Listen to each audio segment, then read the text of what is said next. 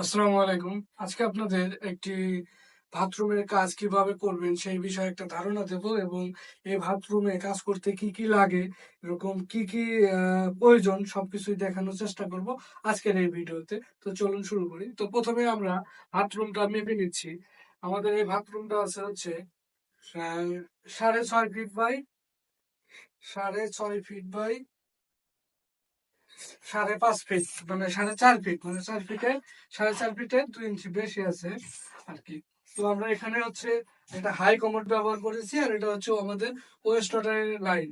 আসলে যদি কোথাও হাই কমোডের চেম্বার উঁচা হয় সেক্ষেত্রে ওয়েস্ট ওয়াটারের লাইন এখানে আসবে মানে চেম্বারের পরে।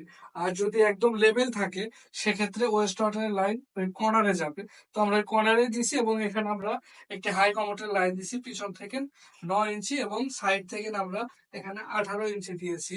মানে ক্লিয়ার যাতে আমাদের হাই কমোডটা ভালোভাবে বসে। যেহেতু আমাদের এখানে জায়গা আছে। আর যাদের জায়গা কম তারা একটু আরেকটু চাপায় দিতে পারবেন, সমস্যা নাই। এখানে আমরা এই হাই কমোডের জন্য একটি ফ্ল্যাশে লাইট করা হইছে।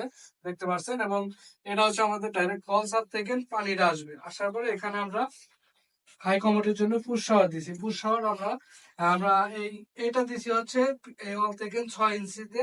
আর পুশ শাওয়ারের পয়েন্টটা দিছি হচ্ছে আমরা ৩২ ইঞ্চিতে এবং আমাদের এখানে ঝর্ণার যে মিক্সারের লাইনটা সেটা করা হয়েছে। যেমন এটা হচ্ছে ফ্লোর থেকে আমরা এটা ৩২ ইঞ্চিতে ট্যাপটা দিয়েছি এবং আমাদের স্টপ কলটা আছে হচ্ছে ৪৩ ইঞ্চিতে। ৪৩ থেকে ৪৩-৪৪ মানে ৪৩.৫ হচ্ছে আমাদের এই স্টপ কলটা আছে এবং আমরা এই ছাদ থেকে দেখতে পাচ্ছেন ছাদ থেকে আমরা এই যে ৫ ইঞ্চিতে আমরা দিয়েছি ঝর্ণা যে বসবে সেটা আপনার ৪ ইঞ্চিতেও দিতে পারবেন। তবে একটু ক্লিয়ার থাকা ভালো, তাহলে যে কোনো ঝর্ণা সহজে লাগাতে পারবেন। এটা হচ্ছে আমাদের ছাদ থেকে গরম পানি আসবে, এটা হচ্ছে গরম পানির ট্যাপ। এবং এটা দেখতে পাচ্ছেন এই যে এটা এটা আমরা মিক্সারের যে মাপ সেটাই রেখেছি, সেন্টার টু সেন্টার ৬.৫ ইঞ্চি রাখা হয়েছে। এই সেন্টার থেকে এই সেন্টার চাইলে হাত মিক্সারও লাগাইতে পারবে, চাইলে সিঙ্গেল ট্যাপও লাগাতে পারবে, কোনো সমস্যা নাই।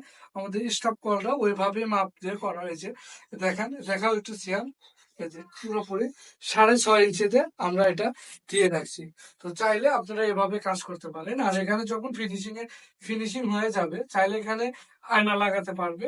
এই ওয়ালে হচ্ছে বাতি থাকবে, এই ওয়ালে হ্যাঙ্গার থাকবে। এখানে হাই কমোড খুব সুন্দরভাবে বসে যাবে। তো এই ছিল আজকের এই ভিডিওটা। তো কেমন হয়েছে অবশ্যই আপনারা কমেন্টে জানাবেন।